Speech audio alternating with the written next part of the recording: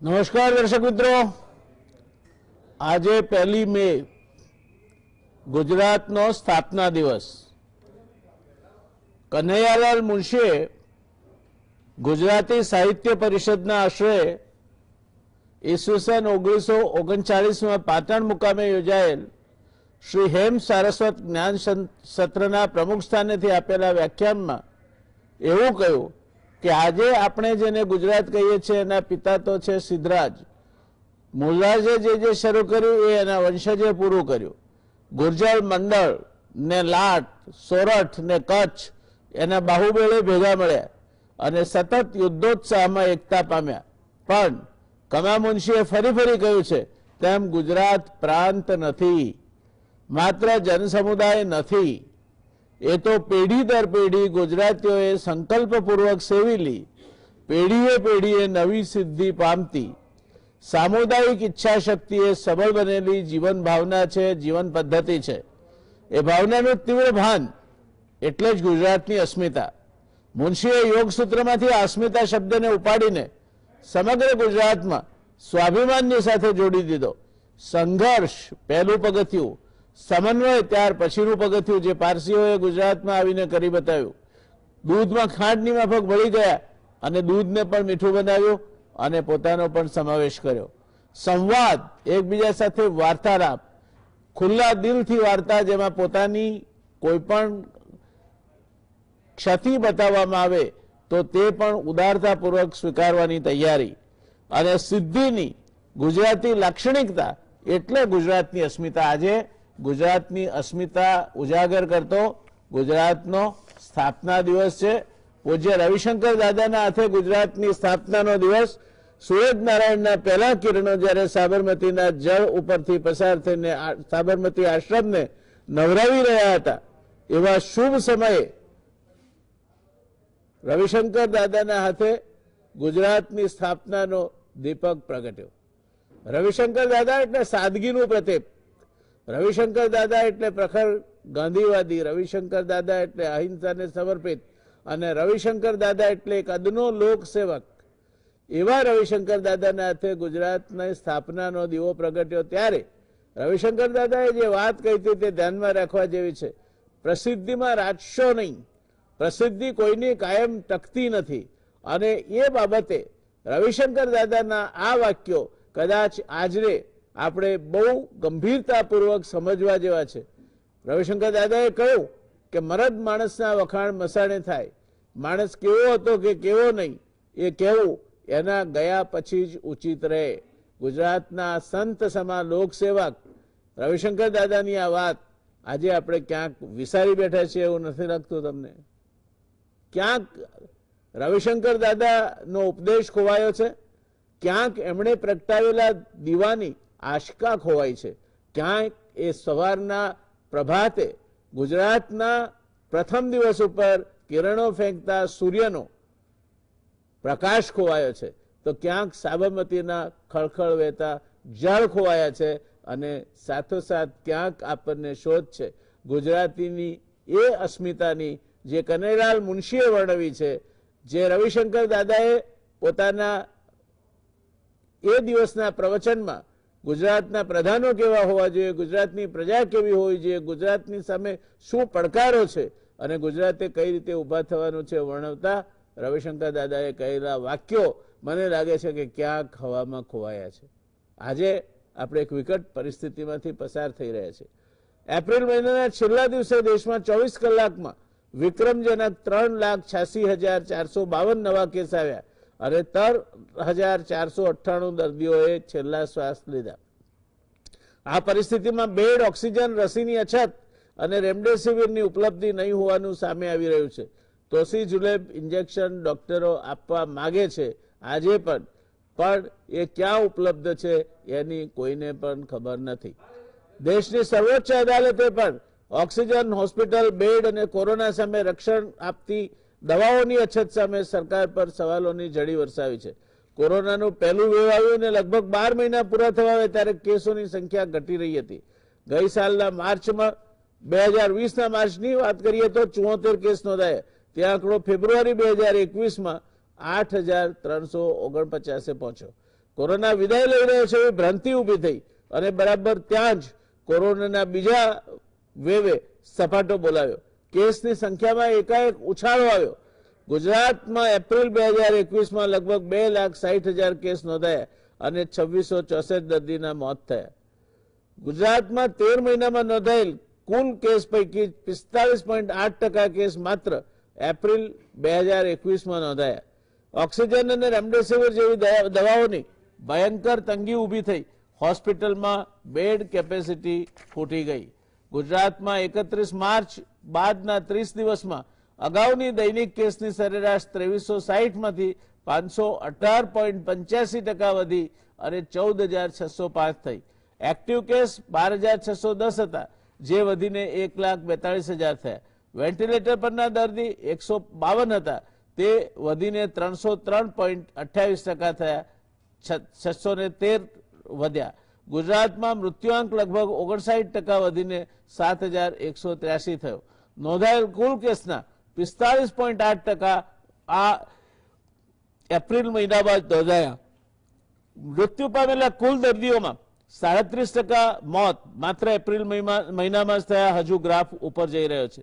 રેમડેસિવિરની તંગી તો છે જ, પણ હવે ઓક્સિજન ખૂટવા માંડ્યો છે.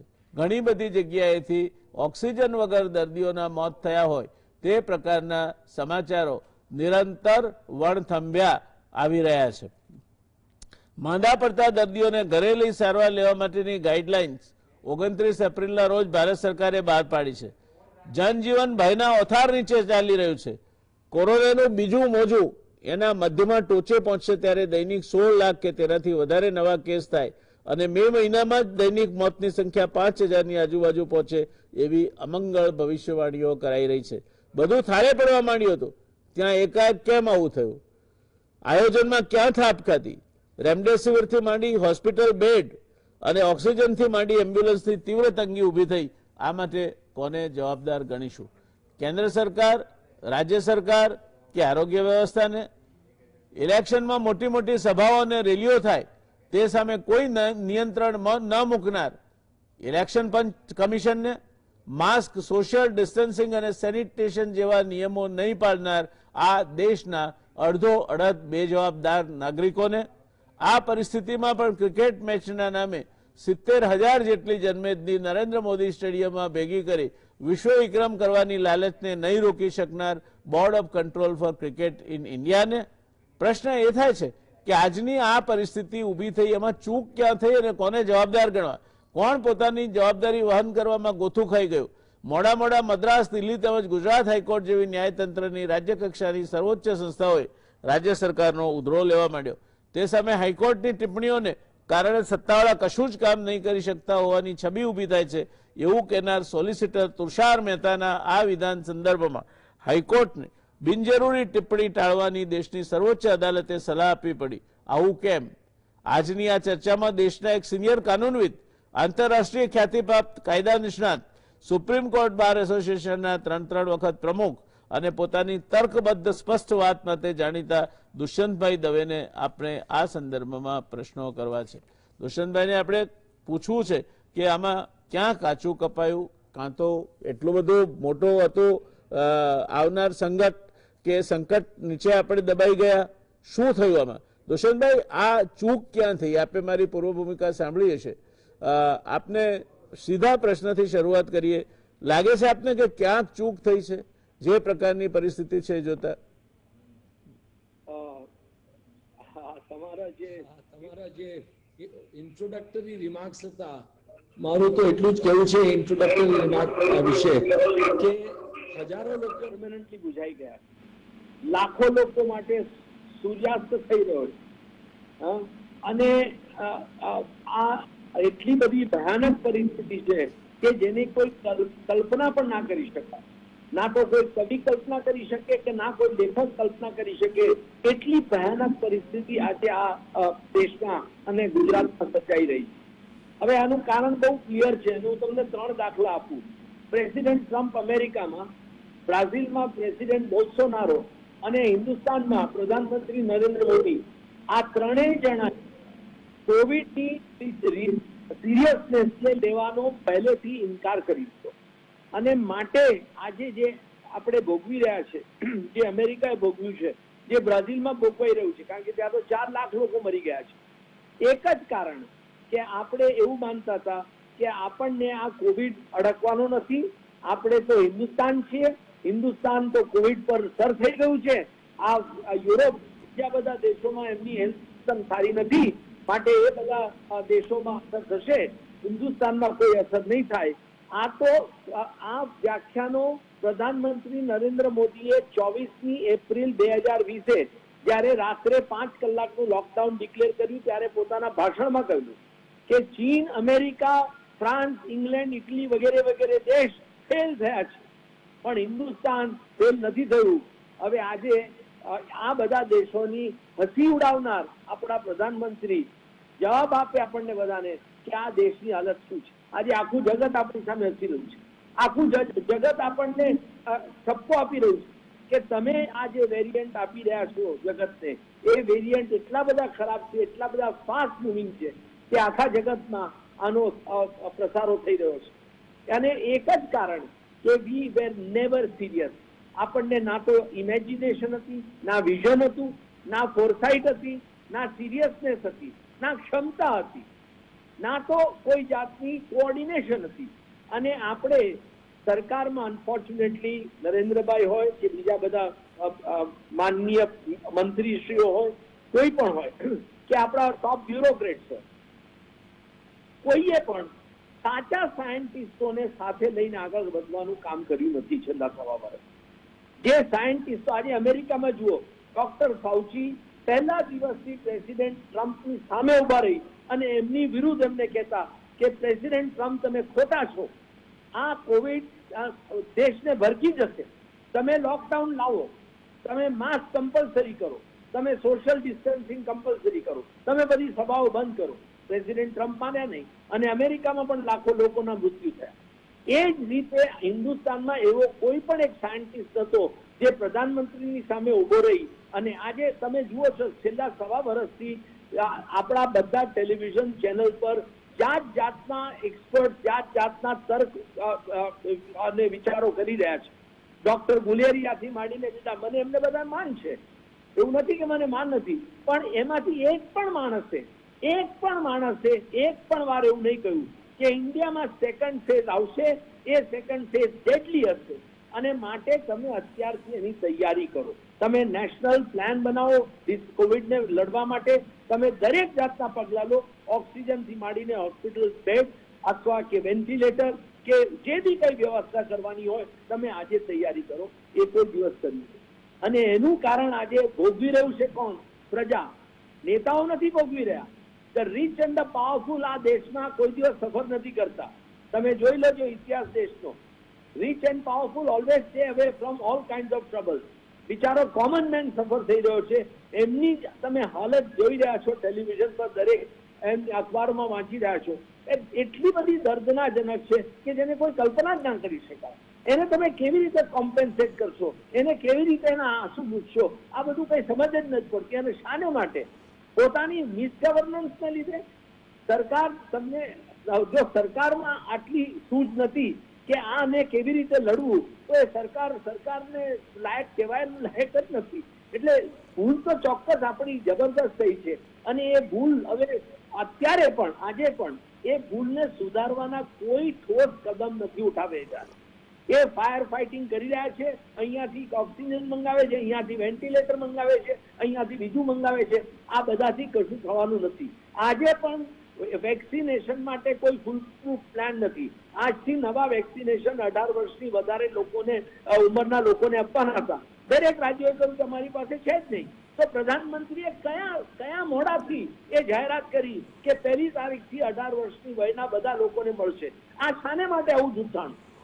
શાને માટે? પ્રધાનમંત્રી તો ઠીક, આપણા હેલ્થ મિનિસ્ટર હર્ષવર્ધન સાહેબે વારંવાર કહ્યું કે વેક્સિનની કોઈ શોર્ટેજ નથી, દરેક રાજ્યોમાં વેક્સિન અવેલેબલ છે. આજે તો બીજેપીના રાજ્યોએ પણ કહ્યું કે અમારી પાસે કોઈ વેક્સિન નથી. કર્ણાટકે કહ્યું, મધ્યપ્રદેશે કહ્યું, ઉત્તર પ્રદેશે કહ્યું કે અમે કોઈ પ્રોગ્રામ નહીં ચલાવી શકીએ.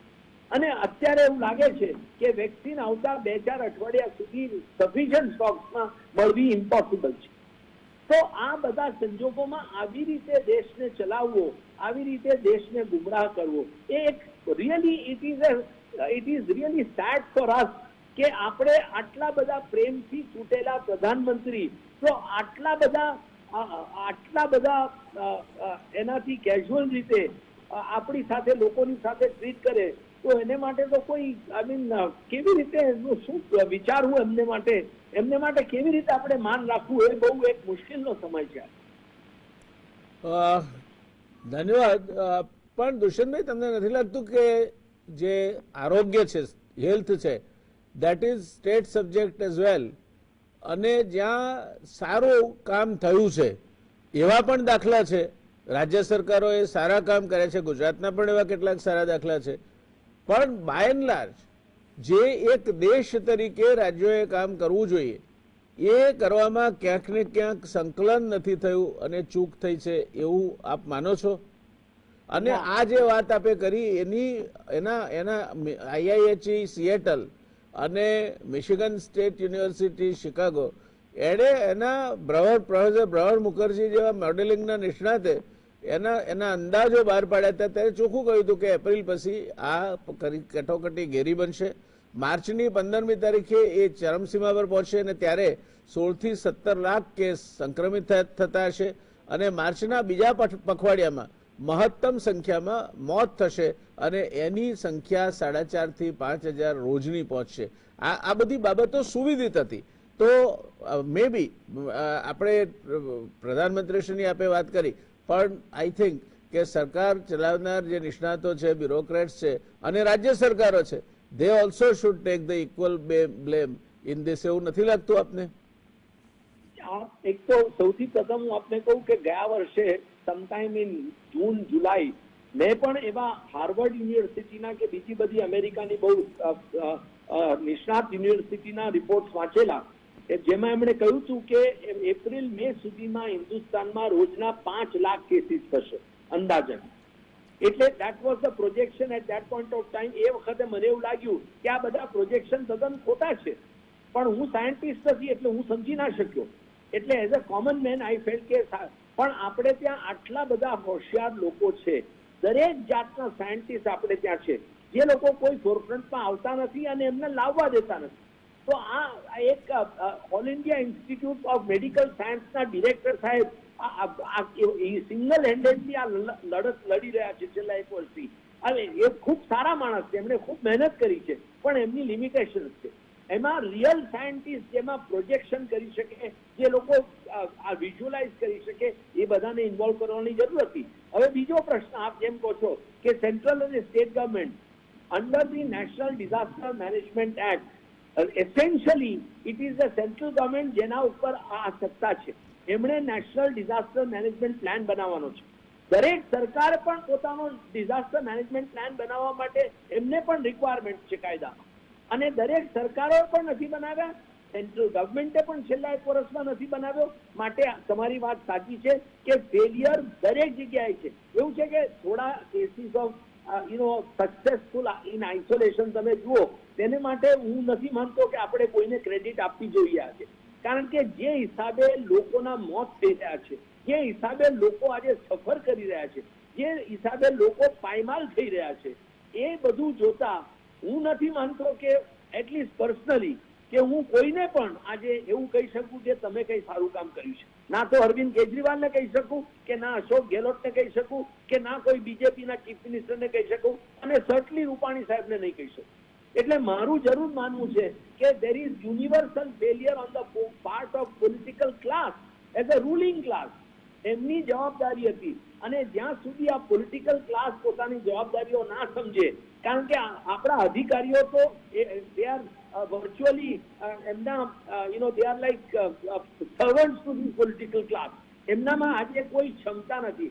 ગુજરાતમાં એક સમયે એવા ચીફ સેક્રેટરી હતા, આપણે લલિત ચંદ્ર દલાલ હતા, HKL કપૂર હતા, SR દાસ હતા, HK ખાન હતા.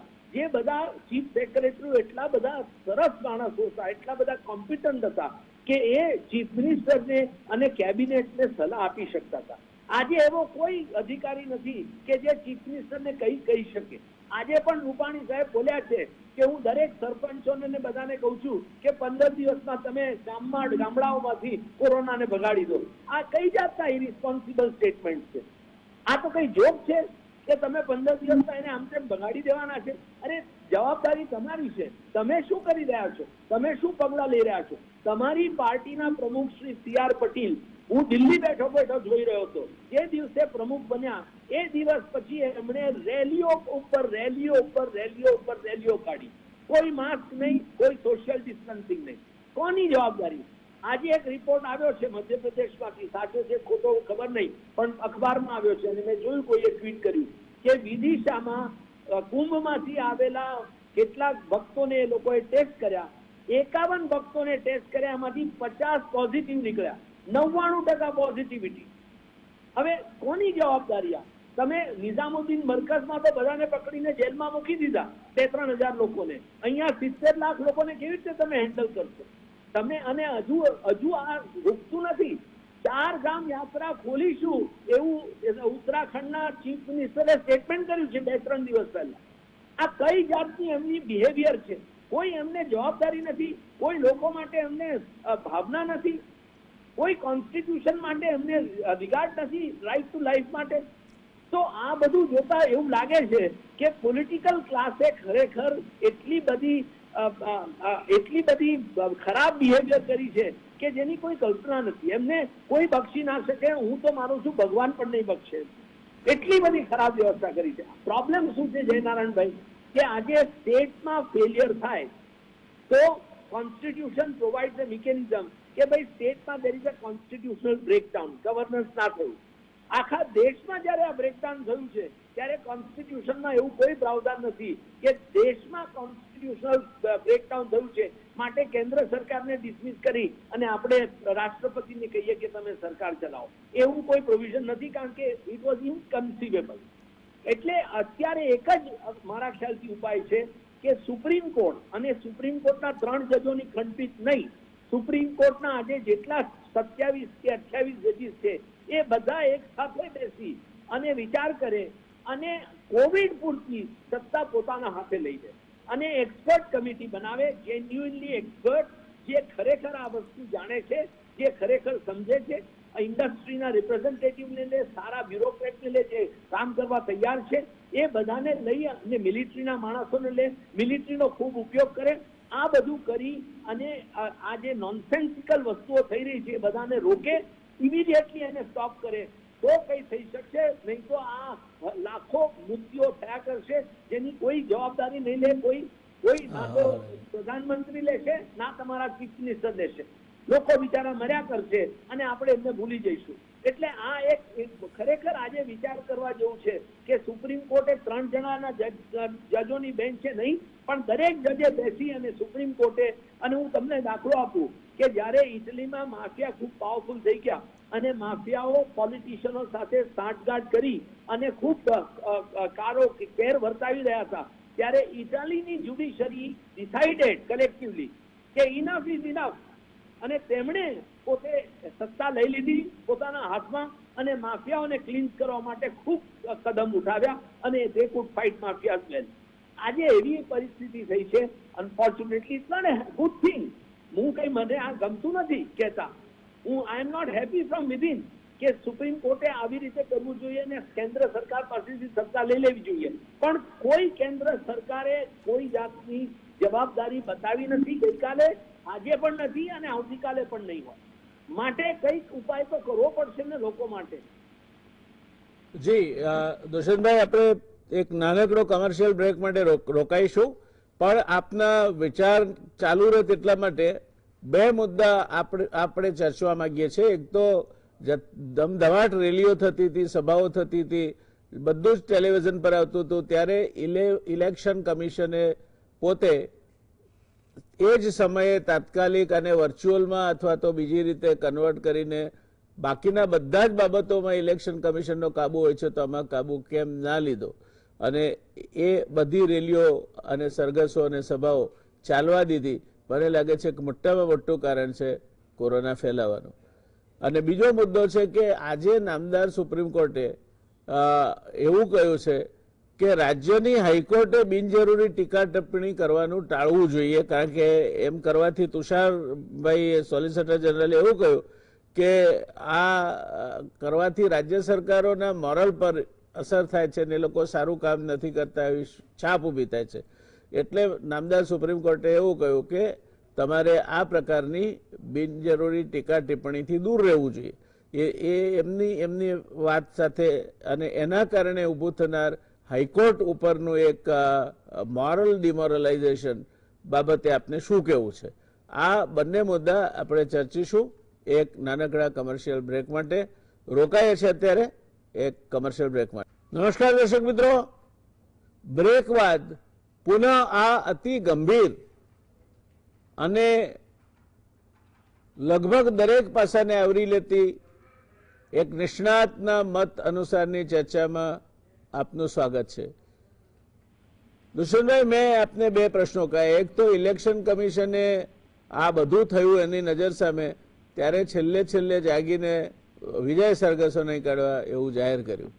ક્યાં તમે આ ઇલેક્શન કમિશનની આ પરિસ્થિતિમાં વહેલું કામ કરવાની, વહેલું અટકાવવાની, વર્ચ્યુઅલ મિટિંગો કરવાની, વર્ચ્યુઅલ રેલી કરવાની, સોશિયલ મીડિયા થકી પ્રચાર કરવાની, ટેલિવિઝનનો ઉપયોગ કરવાની, આ કેમ નહીં સૂઝ્યું હોય ઇલેક્શન કમિશનને?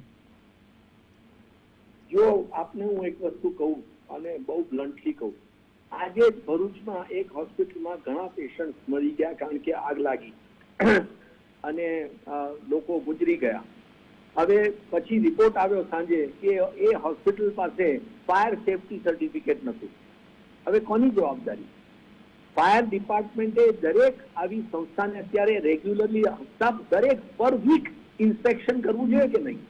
તો આ અત્યારે આજે કહેવાનો શું અર્થ કે એની પાસે સર્ટિફિકેટ નતું ને એમણે સેન્ટર ચાલુ કરી દીધું? શું પોલીસ આંધળી છે? શું ફાયર બ્રિગેડ આંધળું છે? શું ત્યાંના કલેક્ટર આંધળા છે? આ કોઈની જવાબ? શું ત્યાંના એમએલએ ની કોઈ જવાબદારી નથી? એ શું પ્રજાના પ્રતિનિધિ તરીકે ચૂંટાયા પછી એમણે આ બધું જોવાની જરૂરી નથી? તો અત્યારે શું થયું છે જયનારાયણભાઈ કે દેશમાં કોઈ જાતની જવાબદારી કોઈ લેવા તૈયાર નથી. there is complete absence of accountability in the country અને that is what is troublesome the most અત્યારે. એટલે હું એવું જરૂર માનું છું કે ઇલેક્શન કમિશન પણ એક એવી સંસ્થા છે જે ખૂબ માન્ય લાયક છે, પરંતુ એમનું કોન્ડક્ટ છેલ્લા ઘણા વર્ષોથી અને સ્પેશિયલી આ 2014 પછી એમનું કોન્ડક્ટ બહુ જ સસ્પિશિયસ રહ્યું. એનાથી વધારે હું નહીં કહું. હું મદ્રાસ હાઈકોર્ટના એ વિધાન સાથે સંમત હતી કે they are guilty of murder, પણ એ જરૂર કહું કે આજે બંગાળમાં આટલી ઝડપથી કોરોના વધી રહ્યો છે તેની પૂર્ણ જવાબદારી ઇલેક્શન કમિશન ઉપર છે અને ઇનોસન્ટ લોકો એની પ્રાઇસ આપી રહ્યા છે. એટલે ધેર ઇઝ નો ડાઉટ કે આજે કોઈ પણ એવી સંસ્થા નથી જેમાં કોઈ જાતની રિસ્પોન્સિબિલિટી હોય. દરેક સંસ્થાઓ એવું લાગે છે, દરેક પબ્લિક ઓફિસર, દરેક સંસ્થાઓ, દરેક કોન્સ્ટિટ્યુશનલ બોડી એવું લાગે છે કે જાણે કે સરકારને મદદ કરવા માટે કામ કરતી હોય એવું અત્યારે એક I think it would not be an exaggeration to say that. અને એ બહુ દુઃખથી કહેવાય. અને આમાં કઈ, કારણ કે એવું છે કે દરેક પબ્લિક સર્વન્ટ પોતે કોન્સ્ટિટ્યુશનનો સર્વન્ટ છે. દરેક constitutional authority is bound by the constitution. એમને કોઈ બીજાને પોતાના નેતા ગણવાની જરૂર નથી. દરેકના નેતા કોન્સ્ટિટ્યુશન છે. તો એ જો કોન્સ્ટિટ્યુશન પ્રમાણે આગળ વધ્યા હોત અને કોન્સ્ટિટ્યુશનના સિદ્ધાંતોને ધ્યાનમાં રાખ્યા હોત, લોકોના જે રાઇટ છે, ફંડામેન્ટલ રાઇટ, ખાસ કરીને right to life, right to freedom of speech and expression, આ બધું જો ધ્યાનમાં રાખ્યું હોત અને કામ કર્યું હોત અને સરકારને કહ્યું હોત કે સાહેબ આ લોકો મરી જશે તો આપણે આજે પગલાં નહીં લઈએ તો આવતા વર્ષે આ પાછો આવશે કોવિડ, તમે કેમ કોઈ પગલાં નથી ભરતા? તમે જોયો એક પણ અધિકારીએ રિઝાઇન કર્યું નહીં, કારણ કે કોઈ નહીં કરે. આજે અમેરિકામાં તમે જુઓ, ગમે તે થાય, પણ મેં જોયું છે કે જ્યારે પ્રેસિડેન્ટ ટ્રમ્પે એમ કહ્યું કે હું ઈરાન પર એટેક કરીશ અને એમની કલ્ચરલ હેરિટેજ સાઇટ્સ ડિસ્ટ્રોય કરી નાખીશ, અમેરિકાની આર્મી ચીફના બીજા દિવસે સ્ટેટમેન્ટ કર્યું કે અગર પ્રેસિડેન્ટ ટ્રમ્પ મને આવો ઓર્ડર આપશે તો હું આ ઓર્ડરને ઇમ્પ્લિમેન્ટ નહીં કરું. Now this is the level of democracy. એમાં દરેક દરેક જણે પોતાનો ફાળો આપવાનો છે. એને એવું નથી સમજવાનું કે પ્રધાનમંત્રી પાસે એવો હક છે કે જે લોકોના કોન્સ્ટિટ્યુશનલ રાઇટને રૂંધી દે અને એને પરવા કર્યા વગર સરકાર ચલાવે. ના, એમની જવાબદારી છે કે પ્રધાનમંત્રી મંત્રી સાહેબ, તમે કોન્સ્ટિટ્યુશનને ધ્યાનમાં નથી રાખી રહ્યા, આ કોન્સ્ટિટ્યુશનના પ્રોવિઝન છે, માટે તમે આ પગલા લો. ઇલેક્શન કમિશનના માણસોએ પણ ઇલેક્શન કમિશનરને કેવું જોઈતું, એક પણ માણસ આગળ નથી આવ્યો ત્યાંથી.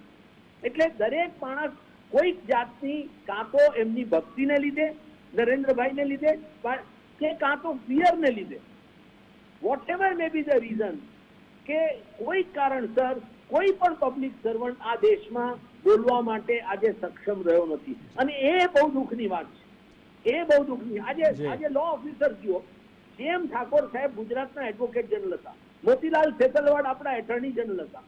કોઈ ચીફ મિનિસ્ટર કે કોઈ પ્રાઇમ મિનિસ્ટરની એવી હિંમત નથી કે એમને પૂછ્યા વગર કાયદા વિશે કોઈ પણ સ્ટેટમેન્ટ કરે. અને એમની જો સલાહ મળે કે ના આ ખોટું છે, મેં ઘણી વાર જોયું છે મારી યંગ ડેઝમાં, હું જયારે વકીલાતમાં આવ્યો, કે જેમ ઠાકોર સાહેબ કોર્ટમાં ઉભા થઈને જજને કહેતા, કોર્ટને, કે સાહેબ મારી સરકારે આ ખોટું પગલું લીધું છે, તમે આ પગલાને ગેરવ્યાજબી ઠરાવો. એટલી હિંમતથી. અને આજે એટર્ની જનરલ, સોલિસિટર જનરલ સરકારને એવી રીતે ડિફેન્ડ કરે છે કે જાણે એ લોકો ભારતીય જનતા પાર્ટીના વકીલો હોય. એટલે આ એક બહુ દુઃખની બાબત છે કે કોઈ જગ્યાએ સ્ટેન્ડર્ડ નથી રહ્યા, કોઈ જગ્યાએ પ્રોપ્રાઇટી નથી રહી, કોઈ જગ્યાએ સંયમ નથી રહ્યો. એને લીધે આજે લોકો આપી રહ્યા છે, બિચારા સફર કરી રહ્યા છે. એ લોકો સફર કરી રહ્યા છે because of this one single reason કે public life has gone to down. જી દર્શક મિત્રો, દુષ્યંતભાઈની વાત સમજવા જેવી છે. તમે એક નાની પ્રસંગ તરફ પાછા લઈ જાઓ. અમેરિકાના ચૂંટણીના પરિણામો આવી રહ્યા હતા. ટ્રમ્પ સતત ડિનાયલ મોડમાં હતા કે હું ચૂંટણી જીત્યો છું, ચૂંટણી હું હારવાનો જ નથી, હું જ હવે પછીનો પ્રેસિડેન્ટ પણ હું જ છું. ધીરે ધીરે ધીરે ધીરે કરતા જેવા બાઇડને 270 નો આંકડો ઇલેક્ટોરલ કોલેજના મતનો પસાર કર્યો કે પેન્ટાગોને એમના ઘર ઉપરનું સ્કાય સિક્યોર કરી લીધું, સિક્રેટ સર્વિસીસે એમની સિક્યોરિટી સંભાળી લીધી. ટ્રમ્પ ડિનાયલ મોડમાં હતા, ના પાડતા હતા હું હાર્યો જ નથી, હું સત્તા સોંપવાનો જ નથી. છતાં પણ વ્હાઇટ હાઉસના અધિકારીઓએ નવા પ્રેસિડેન્ટને અનુકૂળ થાય તે પ્રમાણેની વ્યવસ્થાઓ કરવા માટે મીટિંગો શરૂ કરી દીધી. ટ્રમ્પે જેમને નિમ્યા હતા એવા અમેરિકાના જજીસે ટ્રમ્પની વાત નહીં સ્વીકારતા એણે જે કંઈ વાત લઈને ગયો તેને રદિયો આપ્યો, નામંજૂર કરી. અને છેલ્લે અમેરિકાનું મીડિયા, જ્યારે ટ્રમ્પ પ્રમુખ તરીકે પોતે ચાલુ હતા, અને અમેરિકામાં પ્રમુખ એટલે વિશાળ સત્તા ધરાવતો વ્યક્તિ છે, તો ચાલુ પ્રવચને એમણે બ્રેકઆઉટ કરી દીધું કે આ જૂઠાણા ફેલાવે છે.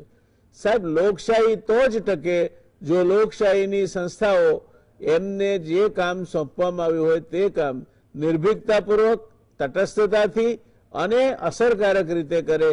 જે અમેરિકા જગતની મહાન લોકશાહી કેમ કહેવાય છે એનો જવાબ તમને મળી રહે તેટલા માટે મેં આ બાઇડન અને ટ્રમ્પના ઇલેક્શન વખતનો દાખલો તમારી સામે મૂક્યો છે. આ પરિસ્થિતિ થાય તે દિવસે જ્યારે system start working, no GR is required, no individual is consulted, the systems will do whatever is required to be done according to the prescribed procedures and the mandate that is given to them. ત્યારે તમને લાગે કે ના, દુનિયાની સારામાં સારી મજબૂતમાં મજબૂત લોકશાહી છે એનો પુરાવો એ કટોકટીમાં કઈ રીતે પરિસ્થિતિનો સામનો કરે છે તે છે.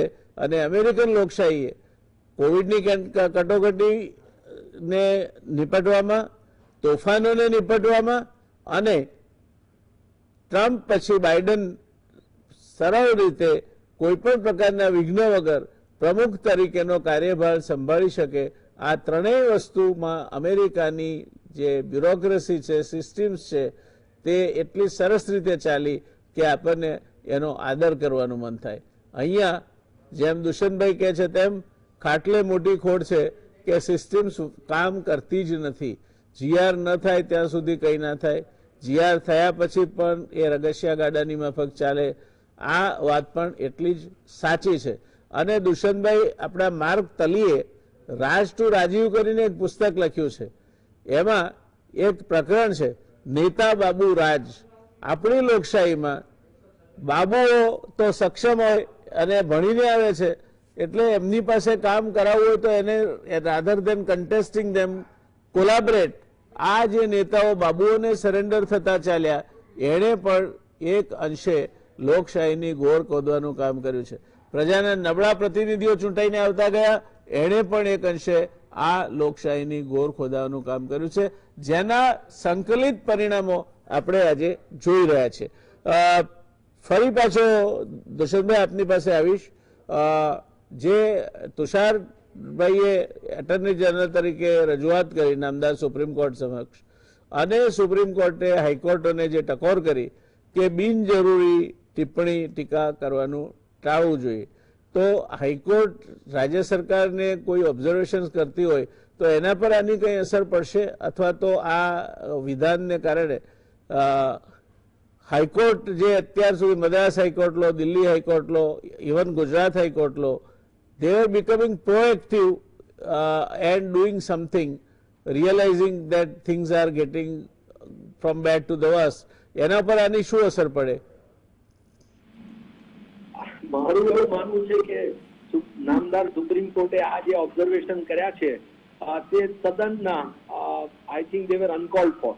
અને સુપ્રીમ કોર્ટ હાઈકોર્ટના કામમાં કોઈ જાતની ફંક્શનિંગમાં કોઈ જાતની રોક લગાવી શકે નહીં. બહુ તો હાઈકોર્ટના ઓર્ડર સામે અપીલ થાય તો સુપ્રીમ કોર્ટ એની ઇન્ટરફિયર કરી શકે. હાઈકોર્ટના જજોએ શું બોલવું શું નહીં એને માટે સુપ્રીમ કોર્ટ સક્ષમ નથી કહેવા માટે, કારણ કે સુપ્રીમ કોર્ટના જજો એનાથી પણ વધારે ઓબ્ઝર્વેશન કરતા હોય છે કે જે sometimes are very unpalatable to people at large. માટે આઈ થિંક સુપ્રીમ કોર્ટે આ જો કહ્યું હોય તો સુપ્રીમ કોર્ટે ખોટું કહ્યું છે. એનું બે કારણ છે. આજે એવી પરિસ્થિતિ થઈ ગઈ છે કે હાઈકોર્ટો જોઈ રહી છે કે બહુ પાસેથી નજીક સુપ્રીમ કોર્ટ તો દિલ્હીમાં બેઠી છે અને ખાલી દિલ્હીની સિચ્યુએશન જાણે છે.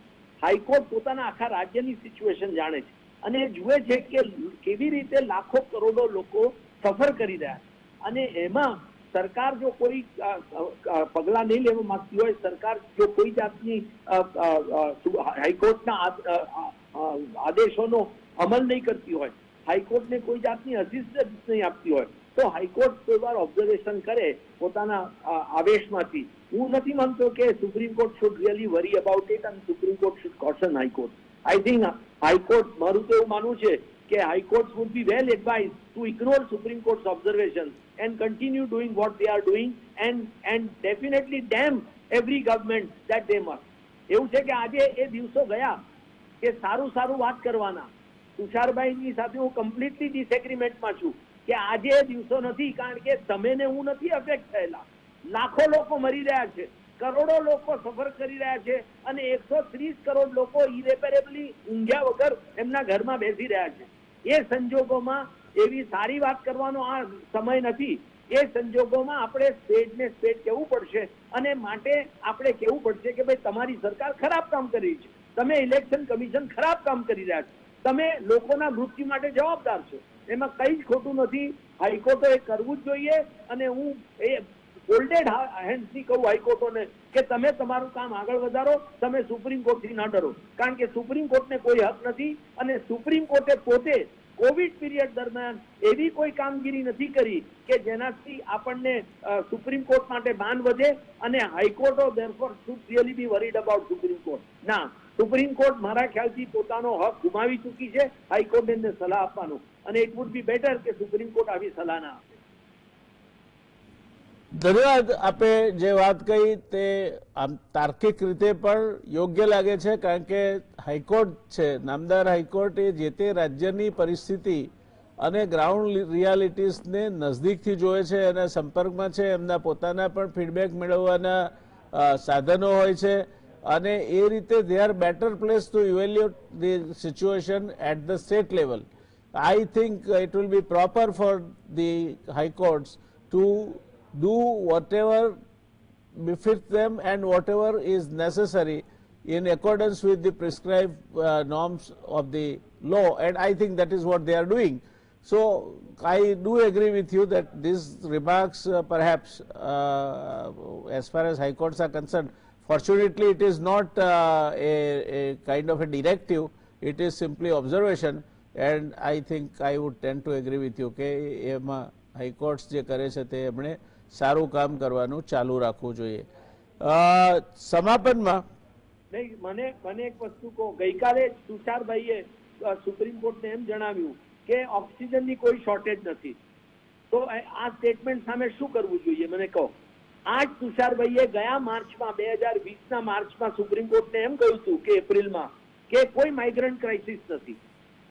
તો આવા બિન જવાબદાર સ્ટેટમેન્ટ જો સરકારના મોટા વકીલો સુપ્રીમ કોર્ટ સામે કરી શકે તો સુપ્રીમ કોર્ટે એમને રોકવા નહીં જોઈએ અને સુપ્રીમ કોર્ટ હાઈકોર્ટોને સલાહ આપશે. એ દુઃખની વાત છે કે સુપ્રીમ કોર્ટ એમને તો રોકી નથી શકતી. એમને તરત કહેવું જોઈએ કે તમે આ બિન જવાબદાર સ્ટેટમેન્ટ કરી રહ્યા છો અને અમે તમને કન્ટેમ કરીશું, ફર્જરી કરીશું તમારી સામે. પણ ના, સુપ્રીમ કોર્ટને એ નથી કહેવાની હિંમત. એ દુઃખની વાત છે, ઘણા દુઃખની વાત છે, કારણ કે આ તદ્દન ખોટા સ્ટેટમેન્ટ થઈ રહ્યા છે. અને પેલા ગયા વર્ષના સ્ટેટમેન્ટ પર તો સુપ્રીમ કોર્ટે જજમેન્ટ આપી દીધું કે દેશમાં કોઈ માઇગ્રન્ટ ક્રાઇસિસ નથી. તો આ બધું જોતા મને એવું લાગે છે કે સમય એવો આવ્યો છે કે આ એટલે જ હું આપને કહું છું કે સુપ્રીમ કોર્ટના 3 જજ નહીં પણ સુપ્રીમ કોર્ટના બધા જજો બેસી અને સાથે વિચાર કરી અને આ જે મેટરો ચાલી રહી છે એના પર નિર્ણય લે તો દેશ માટે, આપણી ભવિષ્યની જનરેશન્સ માટે ખૂબ એક સારું ઉદાહરણ બનશે. જ્યાં સુધી આ નહીં થાય, જ્યાં સુધી સુપ્રીમ કોર્ટ પોતાને એસર્ટ નહીં કરે as the real constitution protractor, as the real protector and custodian of citizens' fundamental rights, as the real protector of right to life and freedom of speech and expression. હવે ગઈકાલે સાહેબ એવું કહ્યું કે ભાઈ તમે સોશિયલ મીડિયા પર posting કરો છો, એની સામે ધમકી આપો છો, તો આવી ધમકી ના આપો, અમે ડીજીપીને કહીશું. તો ગઈકાલે જ કેમ ઓર્ડર ના કરી દીધો કે all DGPs are directed not to register any FIR in respect of the social media posting on account of COVID happening? શા માટે તમે ખાલી ઓબ્ઝર્વેશન કરો છો? એ ઓબ્ઝર્વેશનની શું કિંમત છે એક્સેપ્ટ મીડિયામાં બધા જગાવે છે. એટલે હું નથી માનતો કે સુપ્રીમ કોર્ટ પોતાની ઓથોરિટી એસર્ટ કરવી જોઈએ. તમે કેમ 24 કલાકમાં અર્ણવ ગોસ્વામીની કેસમાં ડિસાઇડ કરી અને જજમેન્ટ આપી દીધું અને કહ્યું કે એના બધા ફંડામેન્ટલ રાઇટ્સનું વાયોલેશન થયું છે, માટે આપણે એને પ્રોટેક્ટ કરવો જોઈએ. ચાલો, સાચી વાત.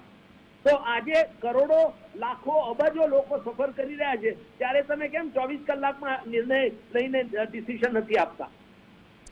So it's a matter of grave, I think, disappointment. આજે મને ખૂબ માન છે કોર્ટ માટે, આ 3 જજ માટે પણ મને પર્સનલી ખૂબ માન છે. પણ મને દુઃખ થાય છે કે સુપ્રીમ કોર્ટ વાતો કર્યા કરે છે પણ ઓર્ડર્સ નથી કરતી. દર્શક મિત્રો, દુષ્યંતભાઈની આ વાત સમજવા જેવી છે. એક દેશમાં 6 માણસથી વધારે નહીં ભેગા થવું એવો કાયદો હમણાં તાજેતરની વાત છે, અને એના વડાપ્રધાને પાર્ટી કરી એમના જન્મદિવસની, એમાં 9 માણસો આવ્યા. ગમે તે કારણસર 9 થઈ ગયા, 3 માણસો વધી ગયા. એ દેશની પોલીસે વડાપ્રધાન સામે દાવો દાખલ કરી અને આજ આપણા ચલણમાં 1,70,000 રૂપિયા દંડ કર્યો. અને એને પોલીસે કહ્યું કે સામાન્ય માણસ હોત તો આ ગુના માટે અમે એને વોર્ન કરીને છોડી દીધો, બિંગ ધ ફર્સ્ટ ઓફેન્સ. પણ પ્રાઇમ મિનિસ્ટર છે, એ દેશના સર્વોચ્ચ ઓફિસર છે અને લોકો એમને રોલ મોડેલ તરીકે ગણે છે, એટલે એમણે વાયોલેશન કર્યું છે, માટે અમે એમને 1,70,000 દંડ કર્યો. આ દેશમાં આવું કલ્પી શકાય? નારાયણભાઈ, હું એક વસ્તુ આપને ખાસ દર્શક મિત્રોને કહેવા માંગુ છું કે આજે ઓસ્ટ્રેલિયાએ એક ઓર્ડર પાસ કર્યો છે કે ઇન્ડિયાથી કોઈ પણ ઓસ્ટ્રેલિયન નાગરિક પાછો આવશે, અને ઇન્ડિયન ઓરિજિનના ઘણા લોકો છે, 9,000 ઓસ્ટ્રેલિયન નાગરિકો અત્યારે ઇન્ડિયામાં હાજર છે. તો એ લોકો જો આવશે સીધી રીતે કે આડકતરી રીતે અને પકડાશે તો એમને 5 વર્ષની સજા કરવામાં આવશે અને $50,000 દંડ કરવામાં આવશે. શાને માટે? કારણ કે એમણે પહેલે દિવસથી નક્કી કર્યું છે, ન્યુઝીલેન્ડ, ઓસ્ટ્રેલિયા, સાઉથ કોરિયા વગેરે દેશોએ, કે આપણે અમારી બોર્ડર સીલ કરી દઈશું. જો બોર્ડર સીલ કરી દઈશું તો કોવિડની સામે લડાઈ લડી શકીશું. આપણે શું કર્યું હાઉડી ટ્રમ્પ કર્યું અહીંયા. આપણે શું કર્યું એ પછી સેકન્ડ વેવમાં ઇંગ્લેન્ડથી યુરોપથી બધા નોન રેસિડન્ટ ઇન્ડિયન્સને આપણે આવવા દીધા, કારણ કે દે are the biggest bug of the ruling party, અને એમને કોઈ જાતના ક્વોરન્ટીન ના કર્યા. એ લોકો ઇંગ્લેન્ડથી નવો મ્યુટન્ટ લઈ આવ્યા, સાઉથ આફ્રિકાથી લઈ આવ્યા, બ્રાઝિલથી લઈ આવ્યા. આ લોકોને જો રોક્યા હોત, આમ જેમ આજે ઓસ્ટ્રેલિયાએ આવા ઠોસ પગલા લીધા છે, એવું કંઈ કર્યું હોત તો કદાચ આખી દેશની પરિસ્થિતિ જુદી હોત. આટલા બધા નિર્દોષ લોકો મરી ગયા છે, આટલા બધા કરોડો નિર્દોષ લોકો સફર કરી રહ્યા છે, એ રોકી શક્યા હોત. પણ ના, કારણ કે મારે તો મારા મિત્ર ટ્રમ્પને બોલાવી અને અહીંયા એડવર્ટીઝમેન્ટ કરવી હતી કે તમે ટ્રમ્પને વોટ આપો.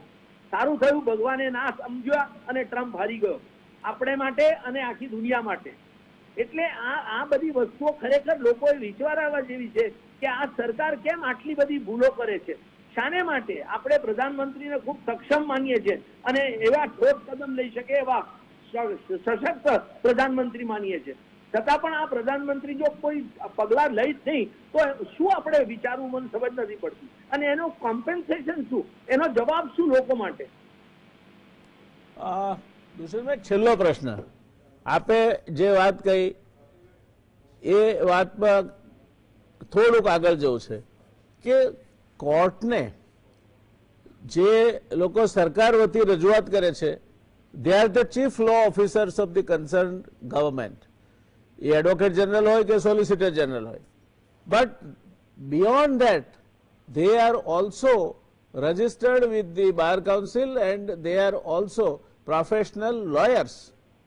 તો આજે હમણાં આપે ઠાકોર સાહેબનો દાખલો આપ્યો, એવા ઘણા દાખલા છે કે જ્યાં the advocate general had a courage to stand up and say sorry, I do not agree, this is where the state is wrong.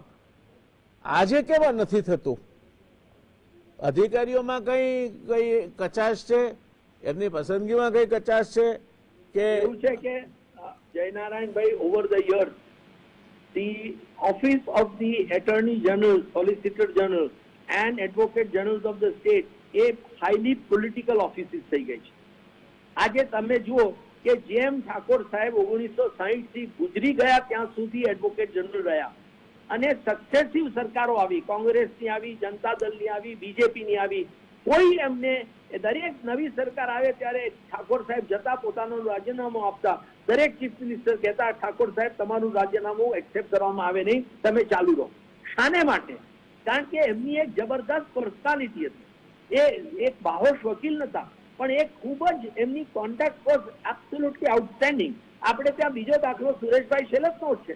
એમણે પણ રાજીનામું આપ્યું કારણ કે એ નરેન્દ્રભાઈ એમની ઘણી સૂચનો માનતા નતા. મને પર્સનલી યાદ છે, અશોકભાઈ દેસાઈ જયારે એટર્ની જનરલ ઓફ ઇન્ડિયા હતા ત્યારે એક સમય એવો આવ્યો, દેવી ગૌડાની સરકાર હતી અને કોઈ એમણે ડિસિઝન લીધું જે ડિસિઝન કોન્સ્ટિટ્યુશનલી વોઝ ઇનકરેક્ટ, અને એમણે અશોક દેસાઈની પાસે ફાઇલ મોકલી. એટલે અશોક દેસાઈએ પ્રાઇમ મિનિસ્ટરને કહ્યું કે હું આ ફાઇલ સાઇન નહીં કરું અને આ વસ્તુ અપ્રૂવ નહીં કરી શકું. એટલે એમણે કહ્યું કે તમે મારી કેબિનેટને આવીને સમજાવો. અશોકભાઈ ગયા, મને યાદ છે કારણ કે એ દિવસે હું અશોકભાઈ સાથે હતો સાંજે. અશોકભાઈ ગયા, કેબિનેટને સમજાવ્યું કે આ નહીં થાય, આવું નહીં કરવું જોઈએ, અને જો તમે કરવા માંગશો તો હું આ ગજવામાં મારું રાજીનામું લઈને આવ્યો છું, આ રાજીનામું તમને આપીને જઉં. અને દેવી ગૌડા સાહેબે નહીં કર્યું. એમની કેબિનેટ સમજી ગઈ કે આ ના થાય. એ કહેનારા આજે મોતીલાલ સેતલવાડ, દફતરી જેવા કે સિદ્ધભાઈ જેવા બોમ્બેમાં એટર્ની એડવોકેટ જનરલ હતા, જેને સરકારોને સાચી સલાહ આપવાની હિંમત હતી, તાકાત હતી, અને એમની પર્સનાલિટી એવી હતી કે એ લોકો એ કહી શકતા હતા. આજે આ લોકો કોઈ કહેવા તૈયાર જ નથી. એટર્ની જનરલ સાહેબ વેણુગોપાલ તો is missing. D facto attorney general અત્યારે સાલ્વે સાહેબ છે. દરેક મેટરમાં સાલ્વે સાહેબ ઇન્ડિરેક્ટલી આવી જાય છે, અથવા તુષારભાઈ છે D facto attorney general. Venugopal સાહેબ ક્યાંય દેખાતા જ નથી. 91 વર્ષે જો વેણુગોપાલ સાહેબ આવીને કહી ના શકે કોર્ટને કે સાહેબ આ બધું દેશમાં ખોટું થઈ રહ્યું છે, તો એ તો બહુ દુઃખની વાત છે ને. આજે he is a constitutional authority as attorney general. કોન્સ્ટિટ્યુશનમાં એમને સ્થાન આપવામાં આવ્યું છે, અને he has the right to address the cabinet, he has the right to address the parliament. એટલે આજે દરેક આવી અપોઇન્ટમેન્ટ ખૂબ જ પોલિટિકલ થઈ ગઈ છે, અને પોતાના વિચારસરણી વાળા લોકોને જે યસમેન હોય એવા લોકોને સરકારો અપોઇન્ટ કરે છે, કોંગ્રેસ હોય કે પછી બીજેપી હોય, એમાં કોઈ ફરક નથી. છેલ્લા 20-25 વર્ષથી આ ઓફિસ આખી ડિસ્ટ્રોય થઈ ગઈ છે અને એ પાછી કેવી રીતે લાવવી એ બહુ જ મુશ્કેલનું કામ છે. દરેક જગ્યાએ સ્ટેન્ડર્ડ નીચા થઈ ગયા છે અને આ ઓફિસમાં પણ ઘણા નીચા થઈ ગયા છે. એક પેલા ગંગા અવતરણમાં આવે છે કે જેનો એક વખતે શિવજીના શિરેથી પડી પછી એનો શતમુખ વિનિપાત જ નિર્મેલો. એટલે અત્યારે જે આ બધી સંસ્થાઓ છે, હું નથી માનતો કે એ બહાર પ્રેક્ટિસ કરવા જાય તો એમને ઓછા પૈસા મળવાના છે. એડવોકેટ જનરલ હોય કે એટર્ની જનરલ હોય કે સોલિસિટર જનરલ હોય તો પછી એમને કયો મોહ જકડી રાખે છે? કેમ એ JM ઠાકોર સાહેબ નથી થઈ શકતા? કેમ સિતલવાડ સાહેબ નથી થઈ શકતા? કેમ અન્ય લીગલ લ્યુમિનરીઝ હતા એના જેવા કેમ નથી થઈ શકતા? શું કારણ છે? હું આપને એક બહુ સરસ એપોક્રિફલ સ્ટોરી કહું જે મેં ક્યાંક વાંચી હતી. આઈ થિંક ફલી નરીમાન સાહેબના એક લેક્ચરમાં એમણે એનો ઉલ્લેખ કરેલો કે એક વખતે જયારે ભગવાન બ્રહ્મા બેઠા હતા ત્યારે આખી દુનિયાના લોકો બ્રહ્મા પાસે ગયા અને એમને કમ્પ્લેન કરી બ્રહ્માજીને કે ભગવાન, તમે આ ભારત દેશને બધું જ સારું સારું આપ્યું છે, સારી નદીઓ આપી છે, સારા પહાડો આપ્યા છે, સારા જંગલો આપ્યા છે, બધું જ તમે એમને આપ્યું છે, તો અમને કેમ આવો અન્યાય કર્યો છે? એટલે ભગવાને હસતા હસતા એમની સામે જોઈને કહ્યું કે મેં એમને જે લોકો આપ્યા છે તો જુઓ તમે. એટલે આજે આ પરિસ્થિતિ થઈ ગઈ છે. I could only supplement you with the with the words of Nani Palkhiwala, who said that we are a country like a donkey laden with golden bars. The donkey does not know the worth and value of gold, nonetheless it feels the load of it. લાગે છે કે આપણે જે કહ્યું એનો આ નાની પાલખીવાળા સાહેબે પણ કંઈક આવું જ આ અર્થમાં કહ્યું હતું. પણ nonetheless it is in our interest. Finally, one sentence. આ આખી આજે જે કટોકટી ઊભી થઈ છે, હજુ કટોકટી ચરમસીમા તરફ જવાની છે. ઓક્સિજનની અછત હજુ વકરશે તેવું લાગે છે. 15 થી 16 લાખ કેસ આ દેશમાં 15મી મે સુધી થવા જોઈએ એવું લાગે છે. આ બધી પરિસ્થિતિમાં આપે જો પિન પોઇન્ટેડ નેલ ડાઉન કેવું હોય કે ચૂક ક્યાં થઈ છે, ઇલેક્શન કમિશનના ત્યાં થઈ, કઈ કોર્ટમાં મોડું થયું એમાં થઈ, સરકારના પેલામાં થઈ કે બ્યુરોક્રેસી ફેલ ગઈ, શું થયું? એવું છે કે blame must stop at the doorstep of the leader. એટલે ઉપરથી નીચે આવે, નીચેથી ઉપર ના જાય. એટલે responsibility entirely lies with પ્રધાનમંત્રી નરેન્દ્રભાઈ મોદી, nobody else. એમણે જો ડાયરેક્શન આપી હોત, આજે પ્રધાનમંત્રી જાત જાતના નુસ્ખાઓ દેશમાં કર્યા કરે છે. ગુજરાતમાં હતા ત્યારે પણ વાઇબ્રન્ટ ધીસ, વાઇબ્રન્ટ ધેટ, ફલાણું ધીસ, ફલાણું ઢીકના, જાતના. એમણે એક જાતની ઝુંબેશ જો ઉપાડી હોત ગયા વર્ષે કે કોરોના ફરી આવે, માથું ઉંચકે તો કેવી રીતે કોરોનાને દબાવી દેવો, એવી એક ઝુંબેશ ખરેખર ઉપાડી હોત સિન્સિયરલી. આજે પ્રધાનમંત્રી તરીકે તમારે શું કરવાનું? સિમ્પલ હતું. તમારે આખા રાજ્યની ફિગર્સ લેવાની હતી, દરેક આખા દેશની. કેટલી હોસ્પિટલો છે, કેટલા બેડ છે, રોગ થાય તો કેટલા જોઈશે, કેટલા ICU જોઈશે, કેટલા વેન્ટિલેટર જોઈશે, કેટલી ઓક્સિજનની રિક્વાયરમેન્ટ છે, કેટલું પ્રોડક્શન છે, કેટલી રેમડેસિવિરની ઉત્પાદન છે, કેટલા સ્ટોક છે, કેટલી વેક્સિન બની શકે એમ છે, કેટલા લોકોને વેક્સિન આપી શકીશું. આ બધા પ્રશ્નો પ્રધાનમંત્રીએ પોતાની સરકારને પૂછવાના હતા. રાજ્યો સાથે બેસવાનું હતું. દરેક ઓપોઝિશન પાર્ટીના લીડર સાથે બેસી અને પ્રધાનમંત્રી alone could have is responsible for it. He alone could have led the country from the front.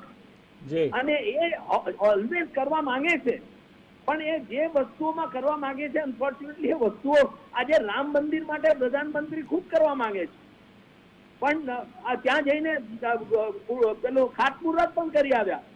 પણ આજે એક પણ હોસ્પિટલમાં જવાની એમની તૈયારી નથી, એક પણ સ્મશાનગૃહમાં જવાની એમની તૈયારી નથી, કોઈ લોકોને સાંત્વન આપવાની તૈયારી નથી.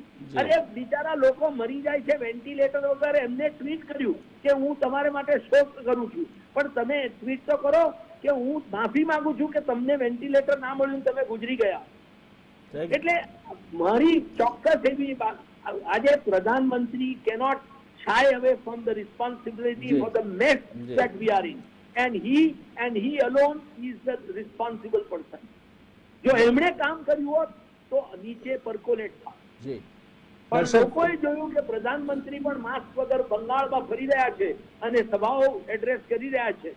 લોકોએ જોયું કે નિઝામુદ્દીન મરકઝમાં એમની પોલીસ મોકલીને લોકોને એરેસ્ટ કરે છે, પણ કુંભમાં 70 લાખ લોકોને નાવા દે છે. તો લોકો શું વિચારે કે દેશમાં કોઈ કોરોના આવવાનો જ નથી. એટલે તમારી પોતાની કન્ડક્ટ, તમારી પોતાની રિસ્પોન્સિબિલિટી, એ બધું જ તમે જો ચૂકી જાઓ તો પછી naturally you can't blame somebody else. જી આજે આમાં કોર્ટોની જવાબદારી નથી. કોર્ટ તો ક્યારે આવી કે જ્યારે આજે સરકાર કમ્પ્લીટલી ફેલ ગઈ છે ત્યારે. બાકી પોલિસી મેટરમાં કોર્ટો નથી આવતી. જી જી એટલે એ તો executive government. point well taken, Dushyantbhai. We are unfortunately running out of time. દર્શક મિત્રો, આ બધી વાતના અંતે એક બીજી વાત, આપણે જો કોરોના ન થવા દેવો હોય તો માસ્ક પહેરો, હાથ ધુઓ બરાબર, સોશિયલ ડિસ્ટન્સિંગ જાળવો.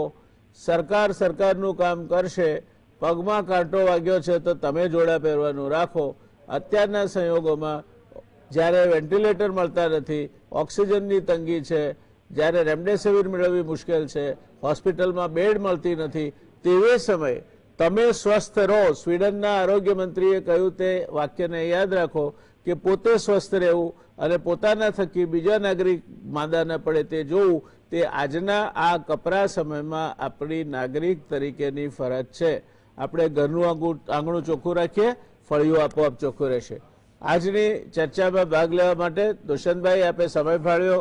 Thank you so much for your insightful points, and we would look forward to have you on our show again and again. દર્શક મિત્રો, ખૂબ ખૂબ આભાર અમારી સાથે જોડાયેલા રહેવા માટે. ધન્યવાદ. શુભરાત્રી. મળીએ સોમવારે. ઓક્સિજનની શું પરિસ્થિતિ છે તેની ખબર આપણે સોમવારે લઈશું. ધન્યવાદ. શુભરાત્રી.